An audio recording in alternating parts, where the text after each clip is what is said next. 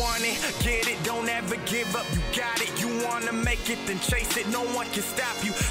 They're gonna hate you, but let them hate you, that's fine. Cause if they stand in your way, then you gotta leave them behind. Yo, what is going on, guys? It is Sam R. Burns, and welcome back to the South Alabama Dynasty. We got a coaching upgrade for head coach Sam Burns, and I decided to use it on, I believe I used it on the kitchen sink to get that to level 1, so we get 50 points extra each week, or whatever that said. But anyways, we're going to look at some of the top stories this week. As you see, unranked Oregon taking down previously undefeated UCLA, so Oregon now into the top 25. And we got a big matchup between number 5 TCU and number 6 Texas. We'll see if Michigan is able to jump back from their loss against Wisconsin. And then we got another big game between the number 3 Nebraska Cornhuskers and the number 9 Michigan Wolverines. A big game in the American Athletic Conference. And then you see the NC State Wolfpack for the second year in a row are back into the top 5. As we look at the top 25, Ohio State, Georgia Tech, Nebraska, NC State, and TCU round out your top 25. As we just keep on going down the list, a lot of one-loss teams, a couple of two-loss, not very many unbeatens. You see Connecticut still unbeaten, which is pretty cool. Oregon jumping in the top 25, and USC as well jumping in the top 25.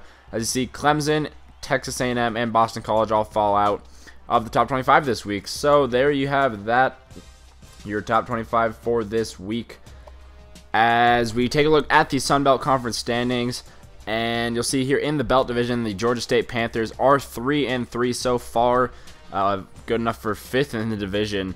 So we'll see if we end up meeting Straight Out Boston in the Conference Championship game. But anyways, your Players of the Week from Week 8, Kyle Clifford, National Player of the Week honors as we head into this game against UL Lafayette. Hi everybody, Reese Davis with you, bringing you the EA Sports NCAA Football 14 pregame show presented by Nissan. Innovation that excites. Looking for an entertaining battle in the Sun Belt today? Pregame just about set, kickoff is coming. Thanks for joining us here on the NCAA College Football pregame show. Now let's send it out to Brad and Kirk for all the action. We'll see you at the half.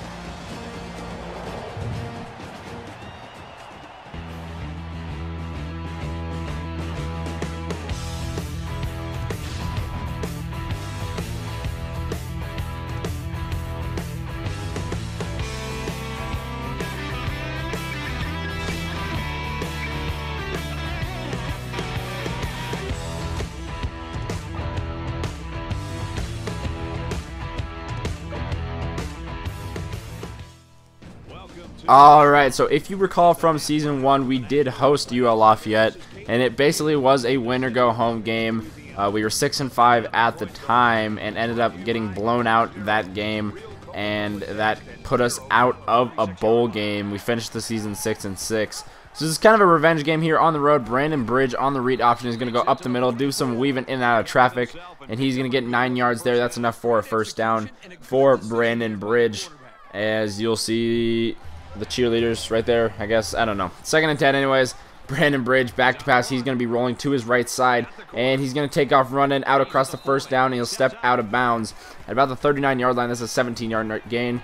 And now Brandon Bridge going to be finding Jeremy Jones, who hasn't had a really big year. That's a 10-yard gain. Haven't been calling his name too much this season. With the additions of Kyle Clifford and Matt Harris, he has been kind of a 3rd, sometimes even 4th option. And speaking of Kyle Clifford, on the slant route, 14 yards out across the middle, and that brings up this 3rd down and 17. Brandon Bridge is going to find TJ Glover in the end zone. That's a 22-yard touchdown reception for Glover, as Bridge goes 3 of 4 for 46 yards and a touchdown on that drive. So a good drive right there by Brandon Bridge. We'll take a look at a couple of studio updates. A huge game in the Big Ten, as you see, number 3 Nebraska takes down Michigan 17-10, as that will be the Wolverines' 2nd loss on the season. And then you'll see number 23 number 23 Maryland, taking down previously ranked Boston College 31-23, and the Boston College Golden Eagles, I believe they are.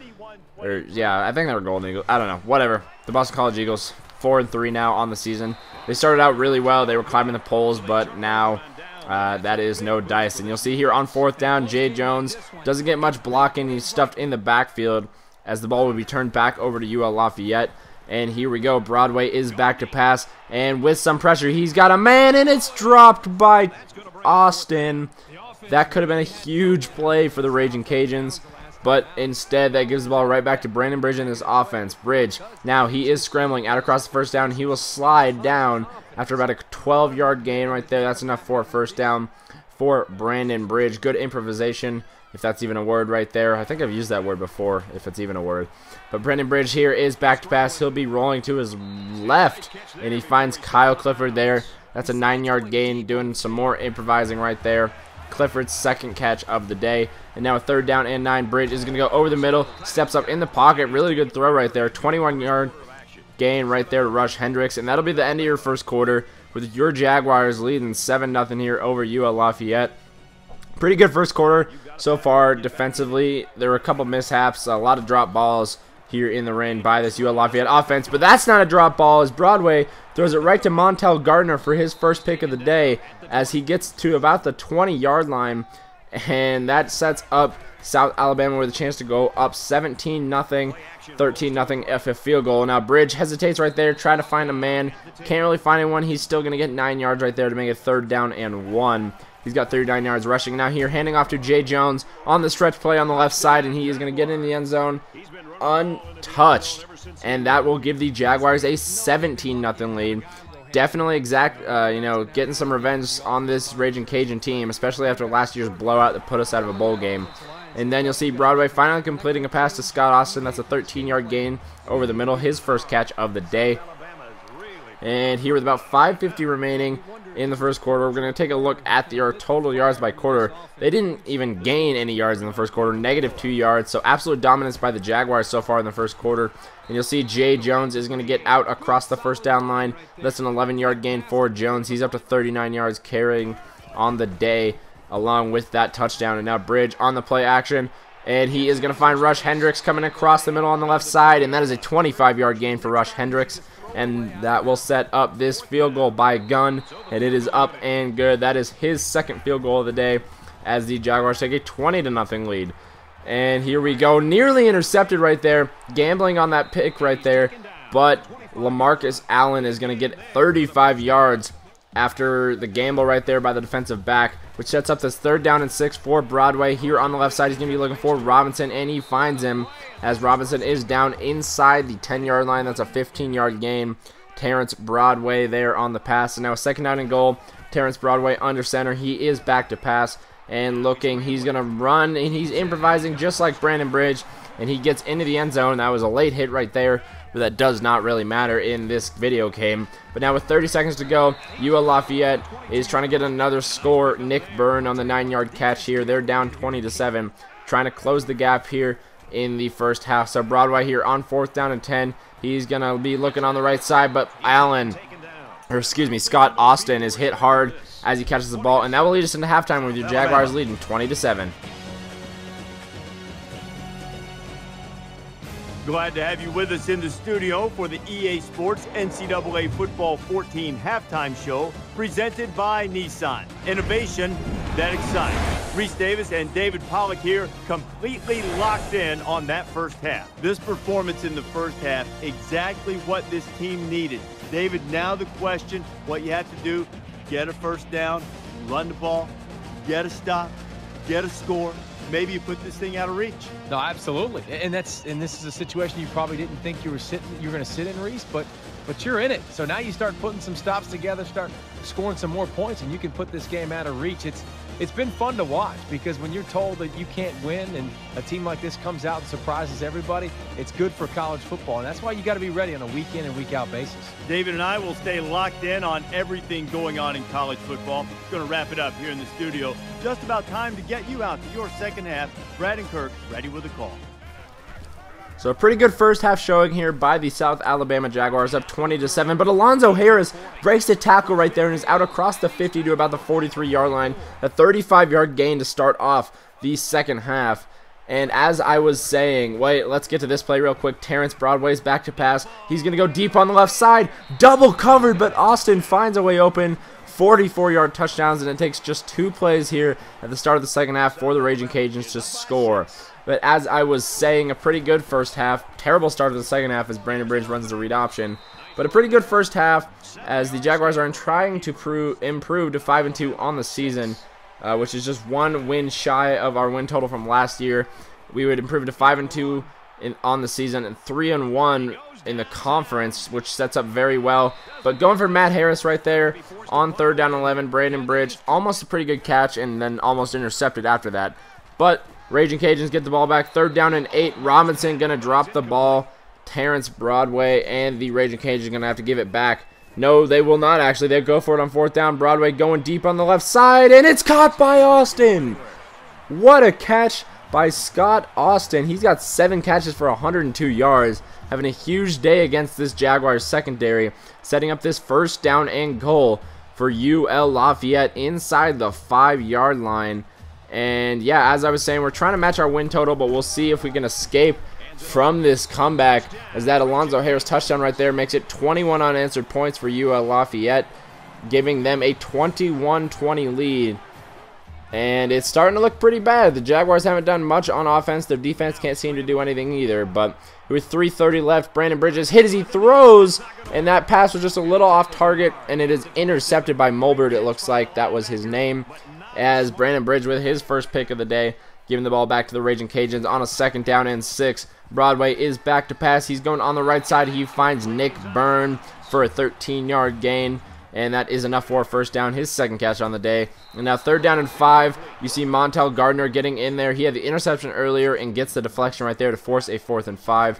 And again, the Raging Cajuns are going for it. Broadway looking on the right side. He does find Alonzo Harris, but he is about a yard short, as the Jaguars will get the ball back here. And we'll see at the end of the 3rd quarter, UL Lafayette has the lead in a pretty tight ball game, 21-20. Just keep in mind, the Jaguars had a 20-0 lead at one point in this game, and that lead is definitely all but gone. Brandon Bridge now, he's going to throw another interception, this time to Ncaa is his name. Looking over the middle right there, I'm not sure who he was looking for. That man was covered, but no one else was really open. But another 4th down try here for the Raging Cajuns. Again, in no man's land. Broadway is scrambling, but again, UL Lafayette comes up about a yard short.